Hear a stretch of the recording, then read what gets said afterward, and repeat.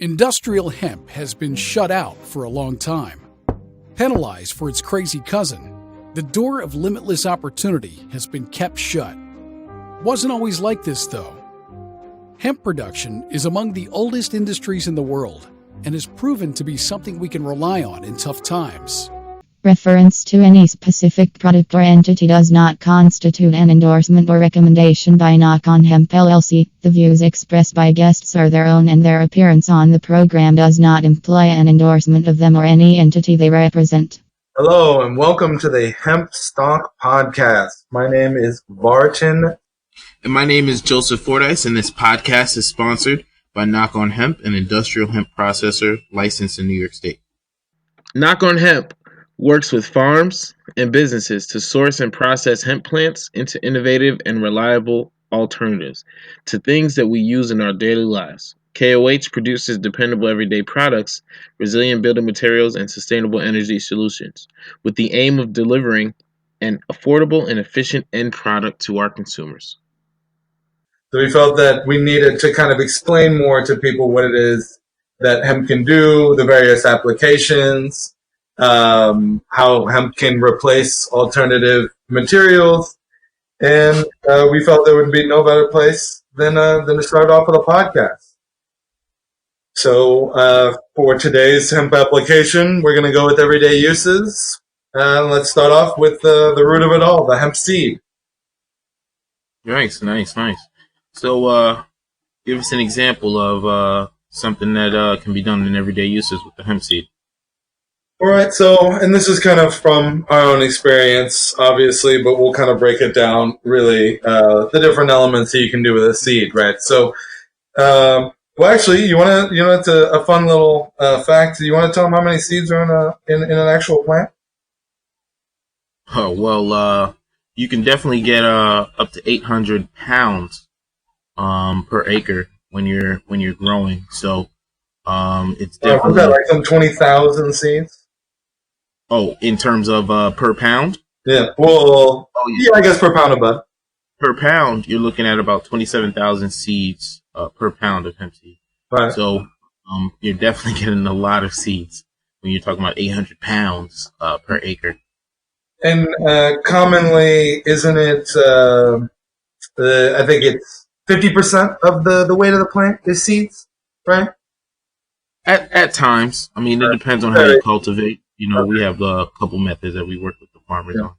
Well, I say all that to say that out of this entire plant, right, a major, dominant element of the plant is the seeds, right? So some popular uses for the seeds are for either oil production or seed cake production. And then that oil obviously can go to food or for cosmetic purposes for skin. I've read in a number of places that hemp seed oil promotes healthy skin growth, hair growth, and nail growth, right? And that's why it's applied in so many different cosmetic. As an example, have you used any of the hemp product on yourself, anyone in your family, your dog even?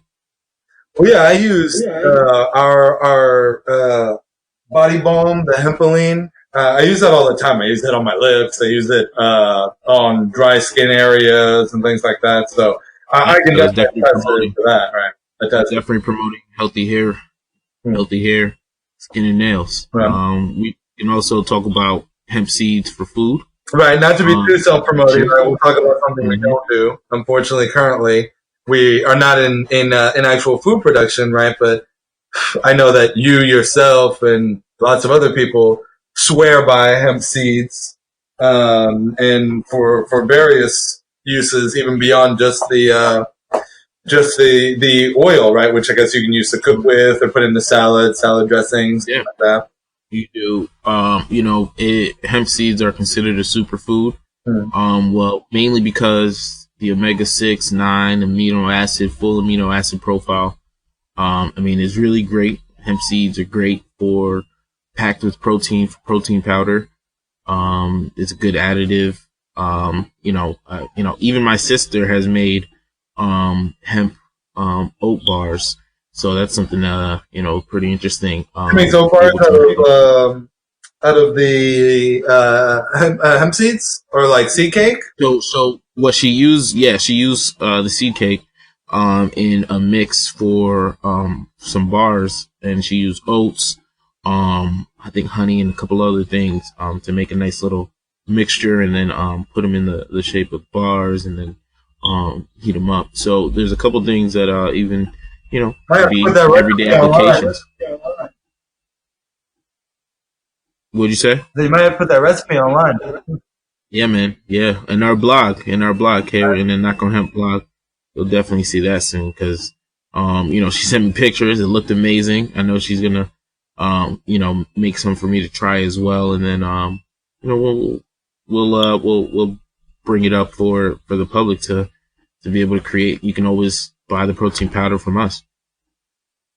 Right. I mean, I've told you about some of the stuff that I use the protein powder for. I kind of everything from smoothies in the morning or putting it in cereal. Okay.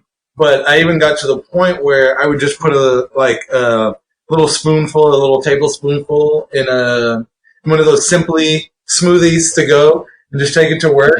I personally never really drank protein powder at all or any of that kind of stuff, but with the protein powder that we've had and the ones that we're supplying to the juice stars and stuff, that stuff I find is extremely energizing. Not to be super self. Yeah, I mean, and it's good. Be honest, because a lot of times protein powder is very, black. A lot of times you try it expecting things, you don't get what you expect. So, I don't like coffee, right? So for me, this stuff is like coffee. Okay. Right. That's big because coffee is, natural caffeine, and there's a lot of things to it where people don't want to drink coffee as much. So this is something that maybe can be an alternative or a substitute. Right. But yeah, and I definitely think that. Obviously, currently, I'm not necessarily trying to move into more of too much of a healthy lifestyle, but I'm definitely trying to stay away from gaining any new bad habits. You know what I mean? Like, I feel like starting to drink coffee at like 29 years old is like a bad habit that like I've just managed to avoid. So, but I am definitely starting to feel my age, when you wake up in the morning. So, definitely finding some sort of alternative there would be great. But I will take a lie detector test, if not for promotion. That stuff wakes me up in the morning. And I don't even, sometimes when I'm too lazy to even put it in a smoothie, I just shake it up in like a juice that I have or whatever. Nice. Been drinking a lot of those immunity boosting juices you see at the grocery store. That's some good promotion right there. Those blender bottles too. And when we talk about the other uses of hemp applications, that the plant, can be applied. The uses of the plant can be applied even for clothing. When you look at hemp fiber, the benefits: holds color very, very well, grows a lot better than cotton, mainly because of the use of water. Cotton takes, I think, 10 times more water to grow than hemp would. And obviously, and nothing grows as fast as hemp. So, we're looking at 10 times more water is needed, resources are needed just to create the crop. So I think this, it's highly valuable. Cotton also fades, and not to bash cotton, but, hemp with the ability to retain color and its original color for a long time, to be a breathable fabric. I mean, it is a lot of times looked at as a superior fabric. You combine it with silk, it's amazing. So we're going to even, on Knock on Hemp, we're going to be producing and manufacturing clothes over time. We have a couple of clothing designs that we're going to be releasing, made directly from hemp. So, I think that'll be cool. Can you think of any other applications? Well, what I was thinking is kind of would have to break it down. I mean, you'd be able to see this on screen, right? But the the plant itself, right? And so with the branches is where you find the buds. Oh yeah, that's the The best stalk picture. itself. You know what image I'm Yeah. talking about? The one with the split, the Yeah. fiber split out the middle. Hey, And then you know what's funny? people kind of understand how the different elements of it. You know what I mean? Because we're talking about building materials, Yeah. textiles, and stuff. And the first place I actually saw that was in a book. The book was called The Emperor Wears No Clothes. It is by Jack Herer. This is what you were talking about the other day. So Yeah. this Jack Herer, you were saying, he's the emperor of hemp. He's like a OG activist or whatever, right? I've only personally heard of this strain. So go on, please. Yeah, I mean, look, Jack Herer is definitely like, Emperor of Hemp. The title, is definitely well deserved because, he was fighting for hemp, not marijuana and CBD, hemp since the 70s. He started in the 60s smoking marijuana, after being a straight arrow, working in, the government, military, all that kind of stuff. And then after he smoked, he, kind of changed his mentality, perception a little bit. Then, he ended up really, opening his eyes to the different, uses of it. And one of the things that he learned about hemp was that, hemp's, uses were really pretty much endless. And so he, shouted from the rooftops. He went everywhere. There's documentaries on his work, on his life, on his book. It's definitely worth, reviewing, checking out, because I mean, once I learned... Say the full title of the book again for anyone listening. So the full title is The Emperor Wears No Clothes. It's a funny title, but when you see even the front of the book, it's just a reminder of how powerful hemp is, and the fact that it's in everywhere and you can do everything with it. He talks about all of that stuff in the book and goes into a lot of detail about the different uses. So now, is he pretty cool? Would you say? Is he Canadian? I think we talked about this before, but I can't remember. I'm not. No, he's American. He's definitely served in our American military in the 50s. Okay. Because it's a really popular name in Canada. Like, what happened? Jack Herer, he was so well known and so, famous that, there were, I think, actually strains of marijuana grown and named after him. And some of the best stuff in Canada is named after him. And I think it's a tribute. I'm sure, like I said, he smoked before, so he was. I mean, Canada's fully legal now, right, on the cannabis end.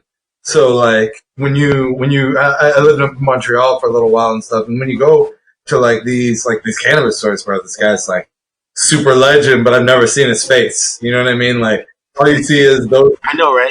That's so funny. Name on top of a pretty colored, like, bud and a leaf and, whatever. So, like, he's, it's kind of a ghost to me, right? You're the first person who's ever really, like, been like, oh my God, you don't know who he is, you don't know his story, so. And it's so interesting, because he's been underneath the radar in certain ways, but as the research goes, and a lot of people do research in this industry, they're going to run across Jack Herer, very, very, probably sooner than later, but they will always run across Jack Herer.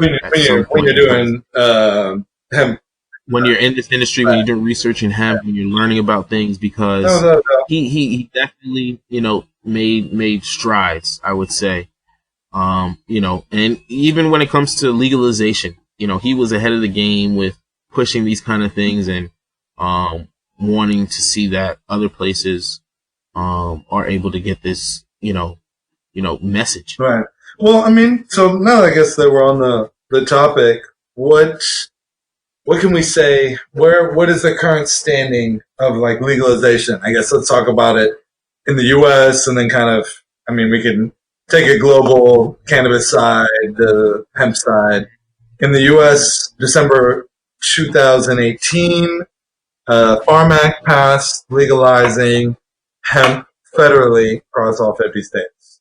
But marijuana, cannabis, THC, psychoactive cannabis, is recreationally legal in 10 states. Am I correct on that? Yeah, I believe so. And even that, it's about knowing, the difference between hemp and marijuana is the 0.3% of THC, 0.03% of THC that is allowed to be in hemp, so it's not psychoactive. Yeah, well, I mean, that's really kind of only on the CBD end, though, right? Yeah, no. It's the difference between marijuana and hemp. That's why, in all of these, with the countries that, have legalized it, they're using hemp regularly, but they still have a lot of measures against marijuana. Oh, it's actually 11. Alaska. Didn't realize. Alaska's a free state. Alaska is also legalized. Pretty much the entire West Coast, right? And this is purely just for cannabis legalization, like medical marijuana and recreational marijuana together. Pretty much the whole West Coast. You got Colorado, Illinois recently, right? That just passed earlier this year. Michigan, Vermont, Maine, Massachusetts, and Alaska. Yeah. In New York, where we are, is still medicinal on the marijuana end. But again, as mentioned earlier, this is more of a focus on industrial hemp applications and replacing materials with alternative uses through the sustainable hemp plant. And then, but I mean, so like on a global scale, though, France, I know, England, I know, have been legal to grow hemp and process hemp, at least to a certain degree for quite a while now. They have contractors that make hemp houses out of Hemp Creek and stuff in France. And obviously, a lot of this stuff we're going to have to delve in deeper week by week and talk about what Hemp Creek is exactly. But for the short version, it's an alternative, a viable and reliable alternative to concrete made from hemp. Yeah, I mean, like, even let's talk about what legalization really means. So 2018, that farm bill in the U.S., what that did was it opened like the floodgates for hemp businesses to kind of declare themselves as hemp businesses, and processors and growers signed up to be just that. And 2019, it was like a green rush. A lot of, maybe over, I would say over 1,000 businesses. 1,000 businesses nationwide was started in the hemp industry last year, in 2019.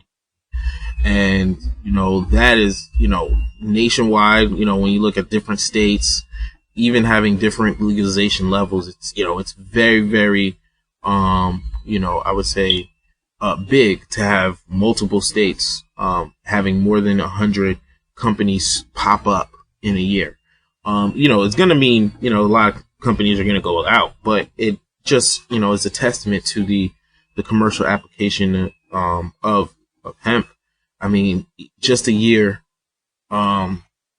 I mean, even on a state level, though, it's still not, firmly decided what is what. Like, for example, like I know in Georgia, I think it's well, they haven't even issued the licenses for industrial grows yet, but $50.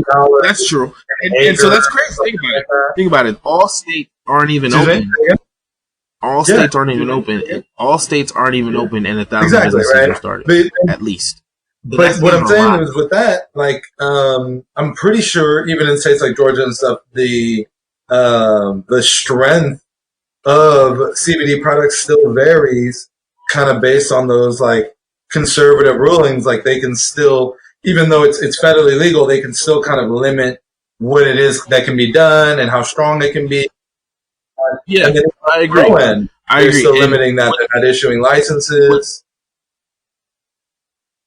And what's interesting about that, and I think we'll definitely dive in more about that later, but a lot of it is politics and economics at play, where it's other industries having their say, because a Like lot of cotton, Georgia. the Is it northern good? states the northern states have embraced hemp because it's a great alternative to cutting down Right. all of their trees.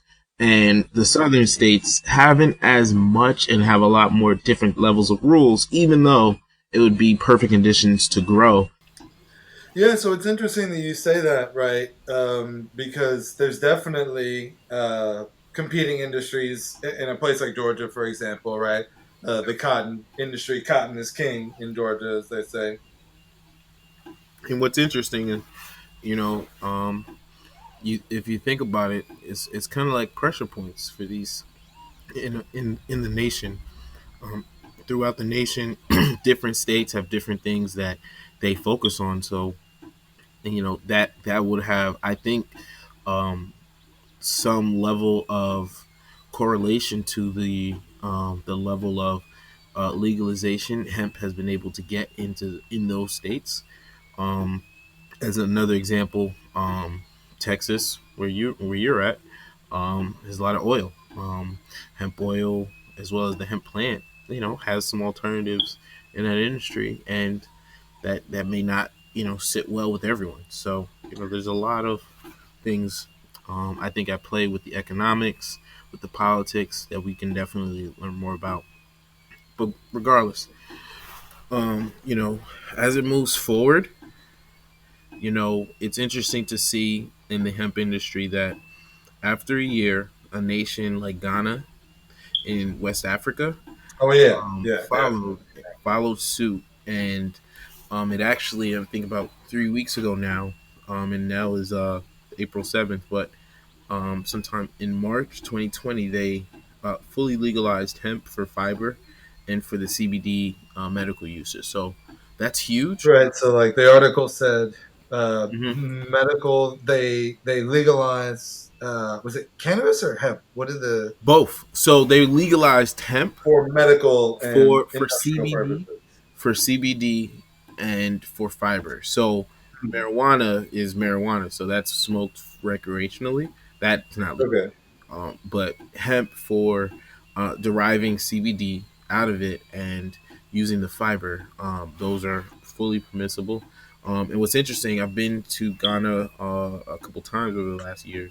Well, you do a mission in Ghana, don't you Yeah, every year? I've done several mission. I've done some mission work in Ghana uh, Who's this with? for nonprofit organization called Amazing Grace Children's Foundation. I've Hmm. also worked doing real estate development with my company, Mastermind Developers, working on a public bathroom facility that we were able to finish in a village in Achim, Asafo. So, Ghana is definitely a ripe place for a value adding uh, producer like hemp. I think. Looks like mini Silicon Valley over there right now, Yeah, right? I mean, But you look, you read on the internet and a stuff, lot of people. and it's very young. A lot of people like to learn that the population is mainly between, I think, 20 and 44, something Well, like that's that. all of Africa. I think Africa is the Yeah, youngest pretty much. continent Yeah, in the yeah. world, It is right? said to, over the next 10 years, have a very, very distinct boom. So that's going to be pretty cool to Right. see as well and be a So part that's of. where you're getting a lot of like I don't want to say like the more innovative stuff, but like there are a lot of like really really interesting ideas coming out of Ghana, and then to see Yeah. them make a move like this Well, I is mean, what's definitely going to interesting have is like I was ripple effects. actually a part of the Ghana's Independence Day in Brooklyn. Right. It was hosted by the Brooklyn Borough President Eric Adams, and I was with Martin Luther Addo. He won Mr. Ghana, I think, from '95 and '96, like 2 years in a row. It's a bodybuilding competition, so he's a Oh wow. buff guy. He has two Oh gyms. yeah, yeah, I know Yeah, these kinds of things. he Yeah. owns two gyms down in the city, in Brooklyn and in one in Manhattan. And I got connected with him through a mutual friend a couple years back, but he was the one that I was doing the bathroom with and for really. But looking at how the things that are in front of us with what we can do out there in Ghana, I think it's just, a glowing star. He has shown me and opened a lot of doors. Going there, I was able to be with a lot of Ghanaian people and talk to some of the not elected officials, but some of the people that work in the president's office in Ghana, in the country of Ghana. They were at this event, and I was able to even talk to some about hemp. So even weeks after, to see them legalize hemp in that way, I do feel somewhat a part of it because I've had several conversations with people I know that have been able to talk to the president directly.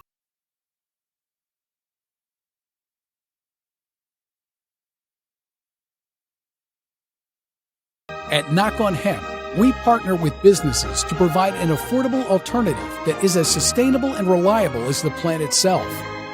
Like we always say, if you can knock on wood, you can knock on hemp.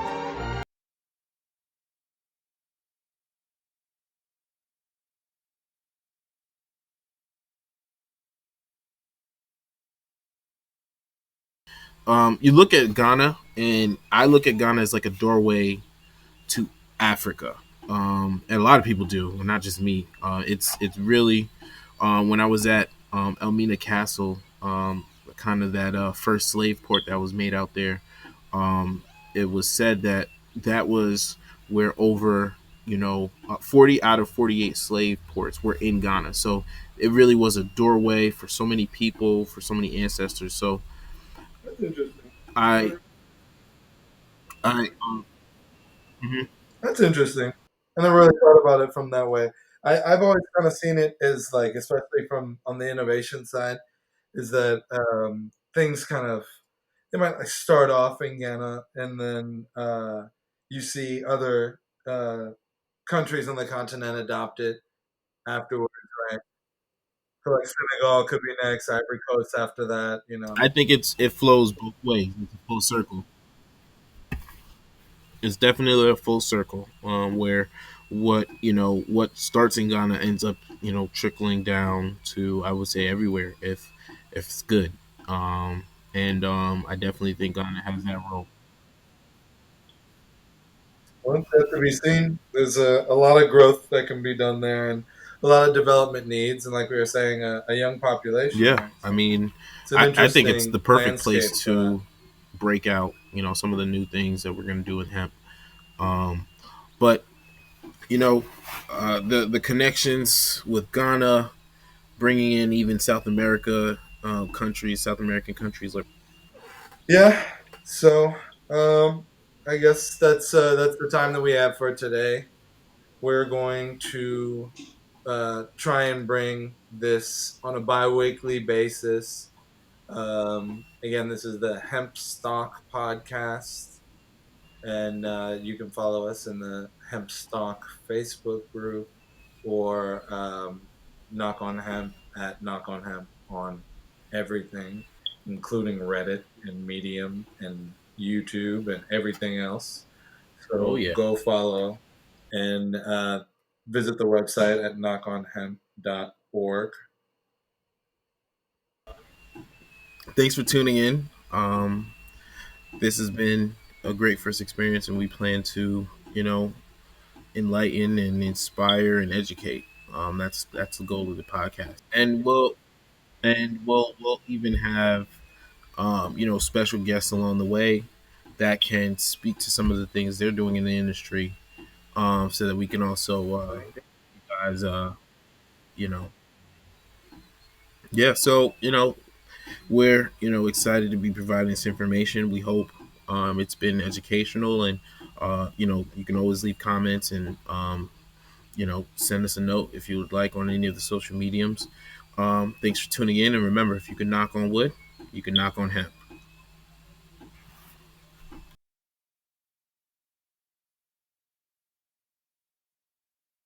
Our dependence on unsustainable resources is not slowing down. We need to rely on hemp now more than ever. Visit our website to learn more about what we can do with hemp. Follow us at Knock on Hemp